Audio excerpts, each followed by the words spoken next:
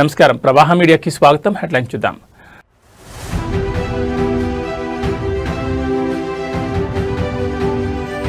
పొరపోరు ముగిసిన ఆగని వేట, మున్సిపల్ పీఠం కోసం మొదలైన రిసార్ట్ రాజకీయం.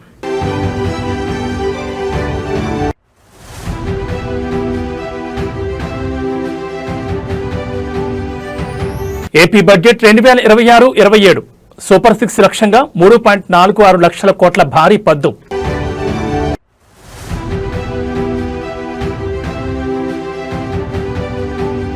మళ్లీ పెరిగిన బంగారం ధరలు, కొనుగోలుదారుల ఆశలపై నీళ్లు చల్లిన అంతర్జాతీయ మార్కెట్లు.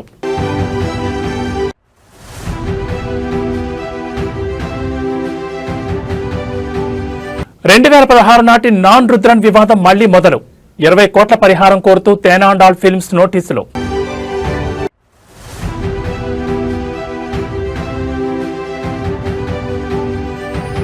తెలుగు రాష్ట్రాల్లో హాయినిస్తున్న వాతావరణం, ఎండల తీవ్రత లేదు, వానల ఇబ్బంది అంతకన్నా లేదు. తెలంగాణ రాష్ట్ర వ్యాప్తంగా మున్సిపల్ ఎన్నికల ఫలితాలు వెలువడడంతో ఇప్పుడు రాజకీయం మలుపులు తిరుగుతోంది. ఓట్ల లెక్కింపు ముగిసినా పీఠం దక్కించుకునే వేట మాత్రం ఆగలేదు. ఎక్కడ చూసినా ఒకటే చర్చ, క్యాంప్ పాలిటిక్స్. గెలిచిన కౌన్సిలర్లు చేజారిపోకుండా ప్రధాన పార్టీలు రక్షణ వలయాన్ని ఏర్పాటు చేశాయి. రాష్ట్రంలో మున్సిపల్ ఫలితాలు ఏ పార్టీకి స్పష్టమైన మెజార్టీ ఇవ్వని చోట కింగ్ మేకర్లుగా మారిన స్వతంత్ర అభ్యర్థుల కోసం వేట మొదలైంది. గెలిచిన అభ్యర్థులను తమ వైపు తిప్పుకునేందుకు ప్రధాన పార్టీలు వ్యూహాలకు పదును పెడుతున్నాయి. ఫలితాలు రాగానే గెలిచిన కౌన్సిలర్లను హోటాహుటిన రిసార్ట్లకు, పొరుగు రాష్ట్రాలకు తరలిస్తున్నాయి. పార్టీలు ఫోన్లకు కూడా దొరకకుండా కట్టుదిట్టమైన జాగ్రత్తలు తీసుకుంటున్నారు. ఈ ఎన్నికల్లో స్వతంత్ర అభ్యర్థులు గణనీయమైన స్థానాల్లో విజయం సాధించారు. వీరి మద్దతు లేనిదే చైర్మన్ లేదా మేయర్ పీఠం దక్కే పరిస్థితి లేదు. దీంతో ఆయా పార్టీల అగ్రనేతలు నేరుగా రంగంలోకి దిగి స్వతంత్రులకు భారీ ఆఫర్లు ప్రకటిస్తున్నట్లు సమాచారం. ప్రత్యర్థి పార్టీలు గెలిచిన అసంతృప్త అభ్యర్థులపై కూడా గాలం వేస్తున్నారు. ఫిరాయింపులు జరగకుండా ఉండడానికి పార్టీలు తమ అభ్యర్థులపై నిఘా పెట్టాయి. మరోవైపు క్యాంపు రాజకీయాలపై రాష్ట్ర ఎన్నికల సంఘం గట్టి నిఘా పెట్టింది. ఫిబ్రవరి 16 జరిగే మేయర్, చైర్మన్ ఎన్నికల వరకు ఏ పార్టీ అభ్యర్థులు ఎక్కడ ఉంటారు, ఎప్పుడు బయటకు వస్తారు అనేది ఇప్పుడు రాష్ట్ర వ్యాప్తంగా ఉత్కంఠ రేపుతోంది. అధికారం ఎవరిని వరిస్తుందో చూడాలి. మరి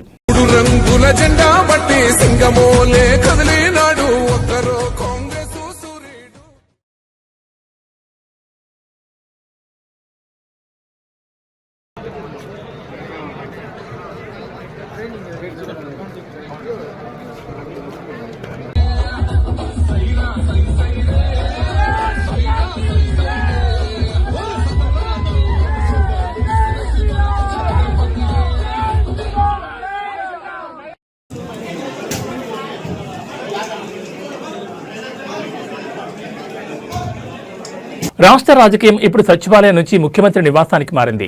మున్సిపల్ ఎన్నికల ఫలితాలు వెలువడిన వేళ రాష్ట్ర మంత్రివర్గం నేడు అనధికారికంగా సమావేశం కానుంది. గెలుపోటములపై లోతైన విశ్లేషణతో పాటు ప్రజలు ఇచ్చిన తీర్పు ఆధారంగా రాబోయే అభివృద్ధి పథకాలకు ఈ భేటీలో రూపకల్పన చేయనున్నారు. అసలు ఈ సమావేశం వెనుక ఉన్న ప్రధాన ఎజెండా ఏమిటి? మున్సిపల్ రిజల్ట్స్, కేబినెట్ నిర్ణయాలు ఎలా ప్రభావితం చేయబోతున్నాయి? ముఖ్యమంత్రి అధ్యక్షతన జరగనున్న ఈ కీలక భేటీలో ప్రధానంగా 3 అంశాలు చర్చకు రానున్నాయి.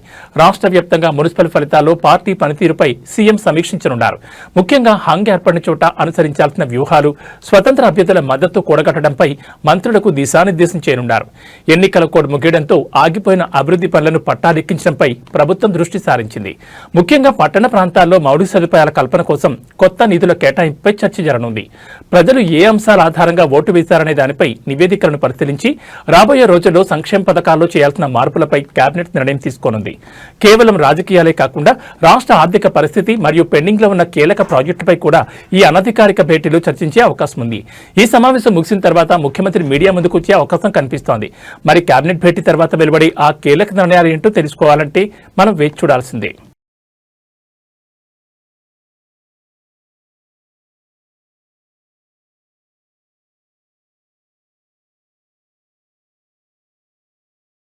దక్షిణ కాశీగా పేరుగాంచిన మెదక్ జిల్లా ఏడుపాయల క్షేత్రం ఇప్పుడు ఆధ్యాత్మిక శోభతో వెలిగిపోతోంది. పవిత్ర మంజీరా నది ఏడుపాయలుగా చీరి ప్రవహించే ఈ పుణ్యక్షేత్రంలో నేటి నుంచి వనదుర్గ భవానీ మాత జాతర మహోత్సవాలు అత్యంత ఘనంగా ప్రారంభం కానున్నాయి. మహాశివరాత్రి పర్వదినాన్ని పురస్కరించుకుని 3 రోజుల పాటు జరిగే ఈ వేడుకలకు అప్పుడే భక్తజనం పోటెత్తుతోంది. నేటి తెల్లవారుజాము నుంచి అమ్మవారికి ప్రత్యేక అభిషేకాలు, అలంకరణలు నిర్వహిస్తున్నారు. శివరాత్రి పర్వదినం సందర్భంగా భక్తులు మంజీరా నది పాయలలో పుణ్యస్నానాన్ని ఆచరించి వనదుర్గ మాతను దర్శించుకుంటున్నారు. నేడు ప్రారంభమైన ఈ జాతర వేడుకల వరుసగా 3 రోజుల పాటు కొనసాగుతుంది. రెండవ రోజున రథోత్సవం, మూడవ రోజున బండ్ల ఊరేగింపు వంటి కార్యక్రమాలను భక్తులు విశేషంగా ఆకట్టుకోనున్నాయి. లక్షలాదిగా తరలివచ్చే భక్తుల కోసం ప్రభుత్వం మరియు దేవస్థానం కమిటీ భారీ ఏర్పాట్లు చేసింది. త్రాగునీరు, ప్రత్యేక క్యూ లైన్లు, వైద్య శిబిరాలతో పాటు మంజీరా నది వద్ద గజ ఈతగాళ్లను కూడా అందుబాటులో ఉంచారు. రవాణా సౌకర్యం కోసం ఆర్టీసీ ప్రత్యేక బస్సులు నడుపుతోంది. ప్రకృతి బడిలో పారే నది మధ్య కొలువైన వనదుర్గ భవానీని దర్శించుకునేందుకు తెలుగు రాష్ట్రాల నుంచే కాకుండా పొరుగున ఉన్న కర్ణాటక, మహారాష్ట్రాల నుంచి కూడా భక్తులు తరలివస్తున్నారు.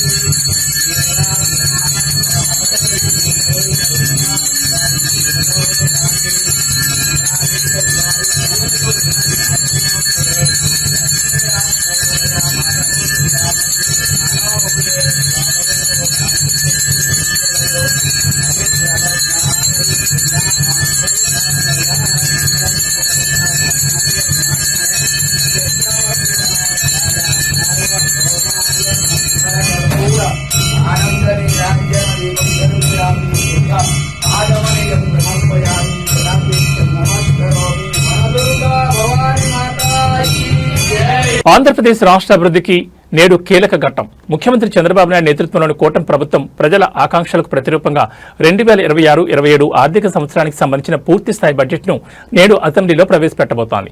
ఆర్థిక మంత్రి పయ్యావుల కేశవ్ సుమారు 3.46 లక్షల కోట్ల భారీ అంచనా వ్యయంతో రాష్ట్ర ఆర్థిక భవిష్యత్తును ఆవిష్కరించనున్నారు. ఎన్నికల హామీలు ఒకవైపు, రాజధాని అమరావతి, పోలవరం నిర్మాణం మరోవైపు. అసలు ఈ బడ్జెట్లో ఎవరికి ఏం దక్కబోతోంది? ఈసారి బడ్జెట్లో ప్రభుత్వం 3 ప్రధాన అంశాలపై దృష్టి పెట్టినట్లు స్పష్టమవుతోంది. ఎన్నికల్లో ఇచ్చిన సూపర్ 6 హామీల అమలుకు బడ్జెట్లో భారీగా నిధులు కేటాయించనున్నారు. ముఖ్యంగా తల్లికి వందనం, దీపం మరియు మహిళలకు ఉచిత బస్సు ప్రయాణం వంటి పథకాలకు సింహభాగం నిధులు కేటాయించే అవకాశం ఉంది. రాష్ట్ర జీవనాడి పోలవరం ప్రాజెక్టు పనులను వేగవంతం చేసేందుకు మరియు రాజధాని అమరావతి నిర్మాణ పనులను తిరిగి పట్టాలెక్కించేందుకు కేంద్ర నిధులతో పాటు రాష్ట్ర వాటాగా 1000 కోట్లు కేటాయించనున్నారు. సాధారణ బడ్జెట్తో పాటే ప్రత్యేక వ్యవసాయ బడ్జెట్ను కూడా ప్రభుత్వం ప్రవేశపెడుతోంది. రైతులకు పెట్టుబడి సాయం మరియు సాగునీటి మౌలిక సదుపాయాలకు ఈ పద్ధతిలో ప్రాధాన్యత ఇవ్వనున్నారు. మెగా డిఎస్సి నిర్వహణతో పాటు పారిశ్రామికాభివృద్ధి ద్వారా కొత్త ఉద్యోగాల సృష్టికి ఈ బడ్జెట్ దిశానిర్దేశం చేయనుంది. అప్పుల భారం ఉన్నప్పటికీ అభివృద్ధిని సంక్షేమంతో జోడిస్తూ ప్రభుత్వం ఈ బడ్జెట్ను రూపొందించినట్టు తెలుస్తోంది. మరి కాసేపట్లో ఆర్థిక మంత్రి అసెంబ్లీలో చదివే ప్రతి అంకె రాష్ట్ర భవిష్యత్తును ఎలా మార్చిపోతుందో చూడాలి. మరి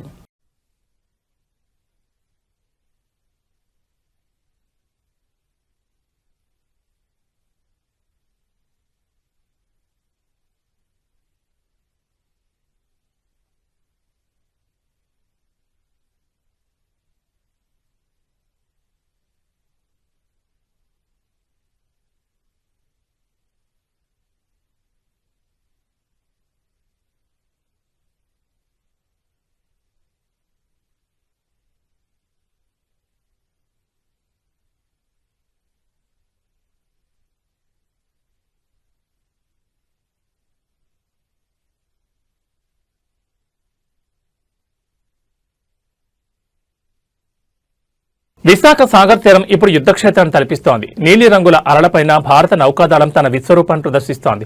త్వరలో జరగనున్న ప్రతిష్టాత్మక ఇంటర్నేషనల్ ఫ్లీట్ రివ్యూ కోసం విశాఖ తీరం సర్వం సిద్ధమైంది.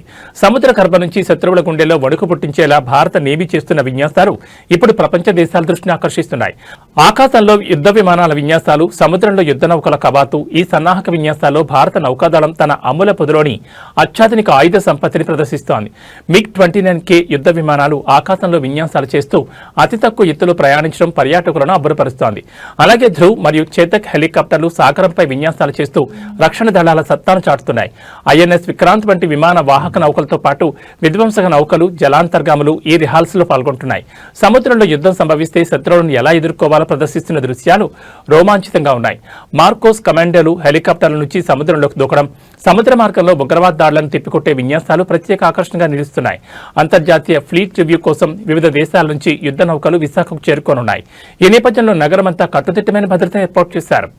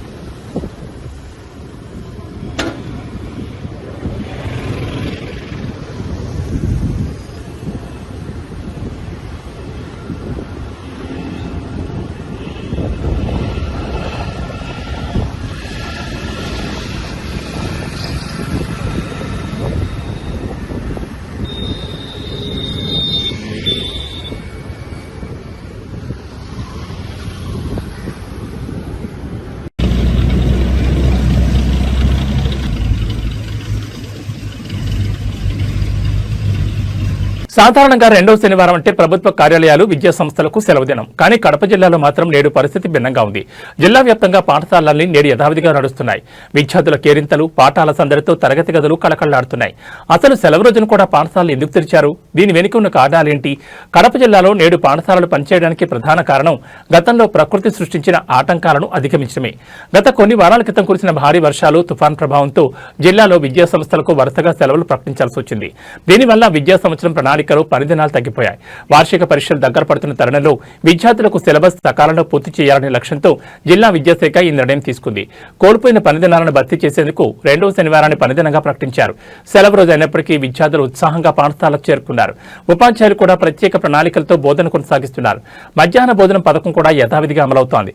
విద్యార్థుల భవిష్యత్తును దృష్టిలో ఉంచుకుని తీసుకున్న ఈ నిర్ణయంపై తల్లిదండ్రుల నుంచి కూడా సానుకూల స్పందన వస్తోంది. మరిన్ని జిల్లాల్లో కూడా ఇదే తరహాలో పనిదినాలను భర్తీ చేసే అవకాశం ఉన్నట్టు తెలుస్తోంది.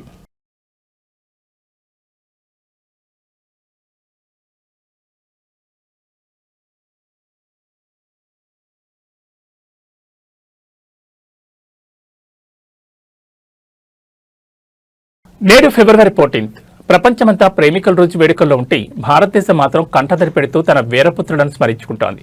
సరిగ్గా 7 ఏళ్ల క్రితం ఇదే రోజున పుల్వామాలో జరిగిన హేయమైన ఉగ్రదాడిలో 40 మంది CRPF జవాన్లు వీరమరణం పొందారు.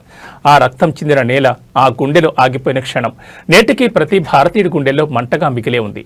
నేడు దేశవ్యాప్తంగా ఆ అమరవీరులకు ఘనంగా నివాళులర్పిస్తున్నారు. 7 ఏళ్లు గడిచినా ఆ గాయం ఇంకా పచ్చిగానే ఉంది. దేశ రక్షణ కోసం ప్రాణాలర్పించిన ఆ 40 మంది వీరులను యావత్ భారతం స్మరించుకుంటోంది. ప్రధానమంత్రి నరేంద్ర మోడీ సోషల్ మీడియా వేదికగా అమర జవాన్లకు నివాళులర్పించారు. వారి త్యాగం ప్రతి భారతీయుడికి స్ఫూర్తిదాయకమని, దేశం వారిని ఎప్పటికీ మరిచిపోదని కొనియాడారు. ఢిల్లీలోని నేషనల్ వార్ మెమోరియల్ నుంచి గల్లీలోని చిన్న పాఠశాలల వరకు ప్రతి చోట మౌనం పాటించి కొవ్వొత్తులు వెలిగించి అమరవీరులకు జైత్యయాత్రలు నిర్వహిస్తున్నారు. శ్రీనగర్లోని లేత్పోరా క్యాంప్ వద్ద CRPF అధికారులు ప్రత్యేకంగా స్మారక వేడుకలు నిర్వహించారు. తమ సహచరుల త్యాగానికి చిహ్నంగా గాలిలోకి తుపాకులు పేల్చి గౌరవవందనం సమర్పించారు. వారు లేరు, కానీ వారి త్యాగం అమరం. ఆ తల్లుల కన్నీళ్లు, ఆ కుటుంబాల వేదన భారతీయులందరినీ ఒక్కటి చేశాయి. సరిహద్దుల్లో కాపలా కాస్తున్న ప్రతి జవాన్కు, దేశం కోసం ప్రాణాలర్పించిన ప్రతి వీరుడికి మనం కూడా సాల్యూట్ చేద్దాం.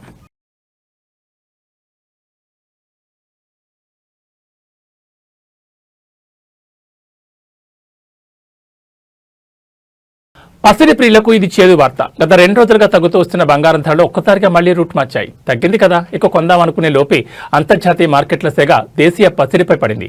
నేడు బంగారం వెండి ధరలు మళ్లీ పెరగడంతో సామాన్యులు బెంబేలెత్తిపోతున్నారు. అసలు ధరలు ఎంత పెరిగాయి? ఈ పెరుగుదల వెనుక ఉన్న అంతర్జాతీయ కారణాలేంటి? దేశీయ మార్కెట్లలో 10 గ్రాముల 24 క్యారెట్ల బంగారం ధర సుమారు 400 నుంచి 600 వరకు పెరిగింది. అలాగే ఆభరణాల తయారీలో వాడే 22 క్యారెట్ల బంగారం ధర కూడా స్వల్పంగా పైకి కదిలింది. బంగారం బాటలోని వెండి కూడా పయనిస్తోంది. కిలో వెండి ధరపై సుమారు 800 నుంచి 1000 రూపాయల వరకు పెరగడం కొనుగోలుదారులను నిరాశకు గురిచేసింది. అంతర్జాతీయంగా అమెరికా డాలర్ విలువలో మార్పులు, భౌగోళిక రాజకీయ ఉద్రిక్తతలు మరియు ఇన్వెస్టర్లు సురక్షిత సాధారణమైన బంగారంపై పెట్టుబడి పెట్టడం వల్ల ఈ పెరుగుదల కనిపిస్తోందని విశ్లేషకులు చెబుతున్నారు. ముందు ముందు పెళ్లిళ్ల సీజన్ ప్రారంభం కానున్న నేపథ్యంలో ఈ ధరల పెరుగుదల మధ్యతరగతి ప్రజలకు భారంగా మారేలా ఉంది. ధరలు ఇంకా పెరుగుతాయా లేక తగ్గే అవకాశం ఉందా అనే ఉత్కంఠ మార్కెట్ వర్గాల్లో నెలకొంది.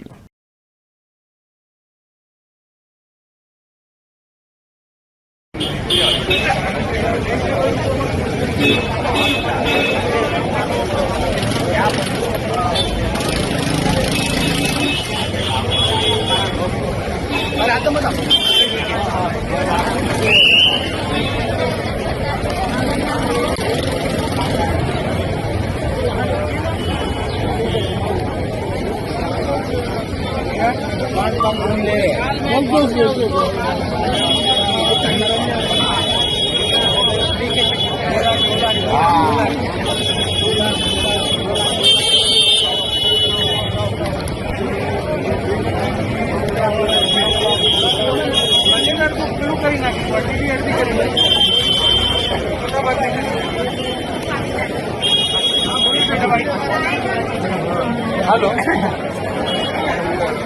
गलीमध्ये अंदर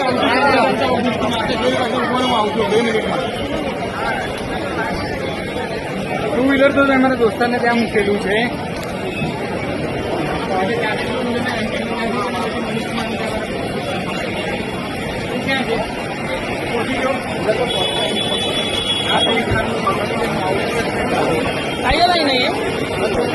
चांदी लेने का भाई साहब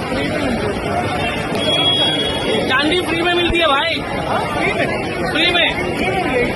हाँ नारायण భారత ప్రధాని నరేంద్ర మోడీ అస్సాం పర్యటనకు వెళ్తున్నారు. ఈశాన్య రాష్ట్రాల ముఖ చిత్రాన్ని మార్చే దిశగా మరో భారీ ముందడుగు పడబోతోంది. సుమారు 5,450 కోట్ల విలువైన వివిధ మౌలిక సదుపాయాల ప్రాజెక్టులను ప్రధాని నేడు జాతికి అంకితం చేయనున్నారు. అష్టలక్ష్మిలుగా పిలిచే ఈశాన్య రాష్ట్రాలను దేశాభివృద్ధికి ఇంజన్లుగా మార్చాలన్న లక్ష్యంతో సాగుతున్న ఈ పర్యటన విశేషాలు తెలుసుకుందాం. అస్సాం అభివృద్ధిలో నేడు ఒక చారిత్రాత్మక రోజుగా నిలవనుంది. 5,450 కోట్లతో నిర్మించిన కీలకమైన రైల్వే లైన్లు, జాతీయ రహదారులు మరియు గ్యాస్ పైప్లైన్ ప్రాజెక్టులను ప్రధాని ప్రారంభించనున్నారు. ఇది ఈ ప్రాంతంలో రవాణా వ్యవస్థను మరింత సులభతరం చేయనుంది. బ్రహ్మపుత్ర నదిపై నిర్మించిన వంతెనలు మరియు కొత్త విమానాశ్రయ టెర్మినల్స్ వంటివి ఈశాన్య రాష్ట్రాల మధ్య మరియు మిగిలిన భారతదేశంతో అనుసంధానాన్ని పెంచనున్నాయి. ఈ ప్రాజెక్టుల ద్వారా స్థానికంగా వేలాది మందికి ఉపాధి అవకాశాలు లభించడమే కాకుండా పర్యాటక రంగం కూడా పుంజుకుంటుందని నిపుణులు విశ్లేషిస్తున్నారు. ప్రాజెక్టుల ప్రారంభోత్సవం అనంతరం ప్రధాని ఒక భారీ బహిరంగ సభలో ప్రసంగించనున్నారు. ఈ సందర్భంగా లుక్ ఈస్ట్ పాలసీ నుంచి యాక్ట్ ఈస్ట్ పాలసీ వరకు ప్రభుత్వం సాధించిన విజయాలను ఆయన వివరించనున్నారు. ఈశాన్య భారతంపై కేంద్ర ప్రభుత్వం ప్రత్యేక దృష్టి సారించిన తరుణంలో ప్రధాని తాజా పర్యటన అత్యంత ప్రాధాన్యతను సంతరించుకుంది. साथियों, हमारी संस्कृति कहती है हर शुभ कार्य से पहले स्वस्ति वाचन, मंगल की कामना, शुभ का संकल्प, वेद का मंत्र हमें दिशा देता है। आनो भद्राः क्रतवो यन्तु विश्वतः, अर्थात कल्याणकारी विचार हर दिशा से हम तक आते रहें, यही इस भवन की आत्मा होनी चाहिए। भारत के महान लोकतंत्र में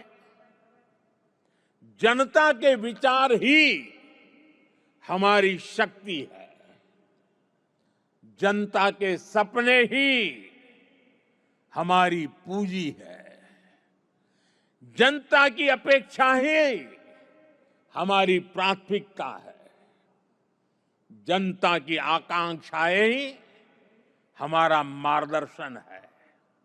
इन भावनाओं और इस भवन के बीच कोई दीवार नहीं होनी चाहिए, कोई दूरी नहीं होनी चाहिए।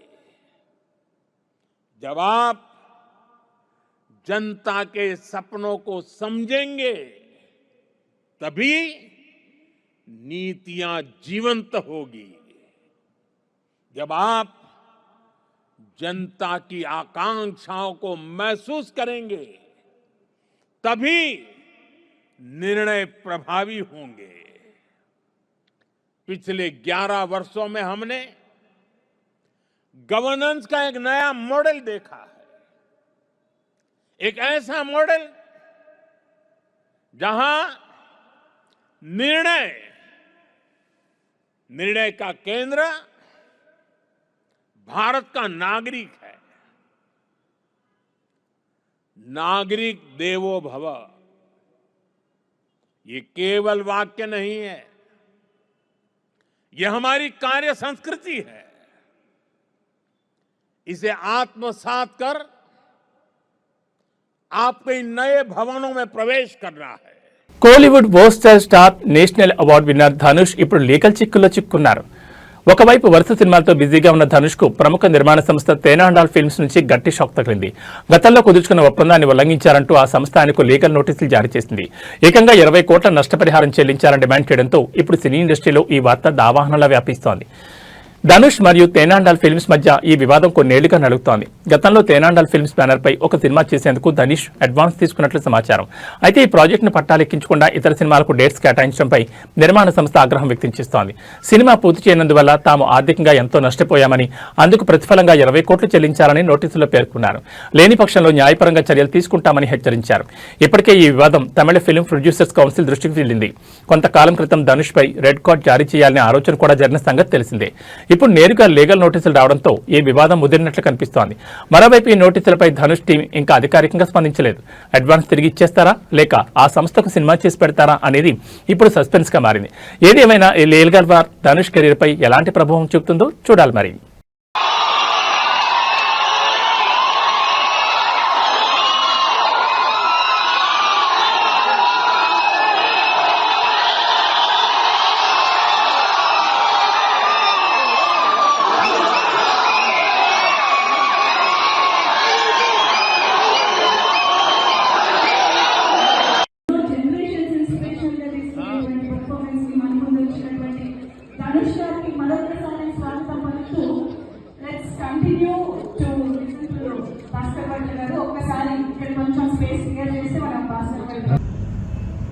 எல்லாருக்கும் வணக்கம்.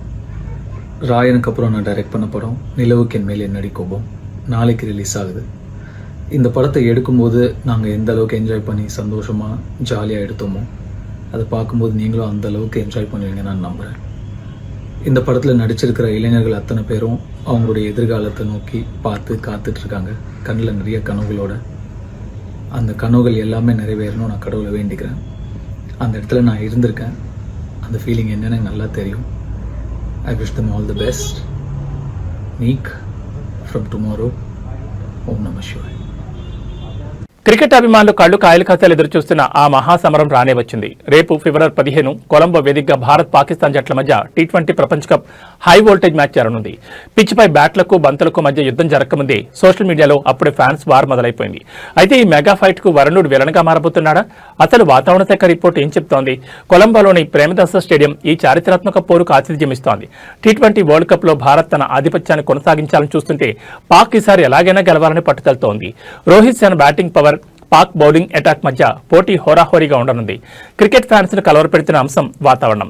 రేపు కొలంబోలో భారీ వర్షం కురిసే అవకాశం ఉందని వాతావరణ శాఖ హెచ్చరించింది. ఆకాశం మేఘావృతమై ఉంటుందని, మ్యాచ్ సమయానికి వర్షం పడే ఛాన్స్ 60 నుంచి 70% వరకు ఉందని నివేదికలు చెప్తున్నాయి.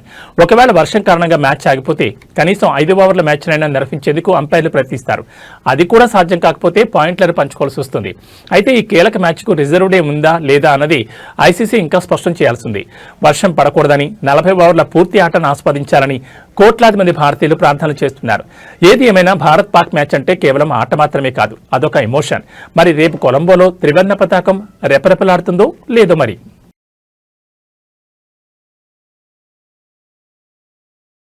అటు రాజకీయాలు ఇటు బడ్జెట్ వేడితో రాష్ట్రం అట్టడుగుతున్న ప్రకృతి మాత్రం మనకు కొంత చల్లని కబురు చెప్తోంది. తెలుగు రాష్ట్రాల్లో వాతావరణం ఇప్పుడు ఎంతో ఆహ్లాదకరంగా మారింది. ఎండల తీవ్రత లేదు, అటు వర్షాలు ఇబ్బంది లేదు. రానున్న 3 రోజుల పాటు ఆకాశం నిర్మలంగా ఉండి ప్రజలకు ఎంతో హాయినిచ్చే వాతావరణం ఉండబోతోందని వాతావరణ శాఖ తెలిపింది. హైదరాబాద్తో పాటు తెలుగు రాష్ట్రాల్లోని ప్రధాన పట్టణాల్లో వాతావరణం చాలా ప్రశాంతంగా ఉంది. గరిష్ట ఉష్ణోగ్రతలు సాధారణంగానే ఉన్నాయి. హైదరాబాద్ సహా ప్రధాన నగరాల్లో టెంపరేచర్ 32 డిగ్రీల సెల్సియస్ వరకు నమోదయ్యే అవకాశం ఉంది. రాత్రి వేళలో మరియు తెల్లవారుజామున వాతావరణం చల్లగా ఉండి పగటిపూట వెచ్చగా ఉన్నప్పటికీ ఉక్కపోత నుంచి ఉపశమనం లభించనుంది. రానున్న 3 రోజుల పాటు ఆకాశం చాలా స్పష్టంగా ఉంటుందని వాతావరణ కేంద్రం వెల్లడించింది. దీనివల్ల వారాంతం సెలవుల్లో బయట తిరిగే పర్యాటకులకు శుభకార్యాలు జరుపుకునే వారికి ఎలాంటి ఆటంకాలు ఉండవు. ప్రస్తుతం గాలిలో తేమ శాతం తక్కువగా ఉండి పొడి వాతావరణం నెలకొంది. దీనివల్ల ఫిబ్రవరి 2వ వారంలోనే వేసవి రాకను తలపిస్తున్న ఉష్ణోగ్రతలు అదుపులోనే ఉండడం ఊరటనిచ్చే అంశం. ఒకవైపు పుల్వామా అమరుల స్మరణ, మరోవైపు ఏడుపాయల జాతర వంటి ఆధ్యాత్మిక కార్యక్రమాలతో సందడిగా ఉన్న ఈ సమయంలో వాతావరణం కూడా అనుకూలించడం శుభపరిణామం. ప్రయాణాలు ప్లాన్ చేసుకునే వారికి ఇదే సరైన సమయం.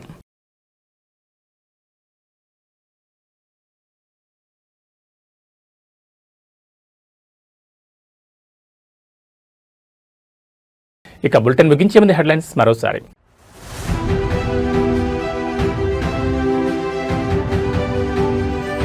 పొరపోరు ముగిసిన ఆగని వేట, మున్సిపల్ పీఠం కోసం మొదలైన రిసార్ట్ రాజకీయం.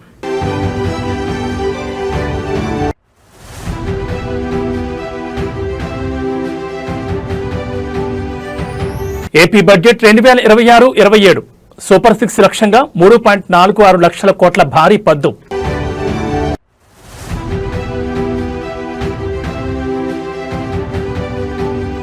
మళ్లీ పెరిగిన బంగారం ధరలు, కొనుగోలుదారుల ఆశలపై నీళ్లు చల్లిన అంతర్జాతీయ మార్కెట్లు.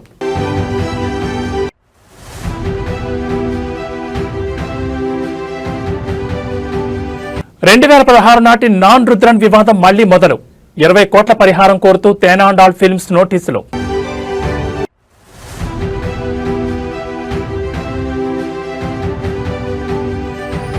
తెలుగు రాష్ట్రాల్లో హాయినిస్తున్న వాతావరణం, ఎండల తీవ్రత లేదు, వానల ఇబ్బంది అంతకన్నా లేదు. ఇవి బులెటిన్ విశేషాలు. నమస్కారం.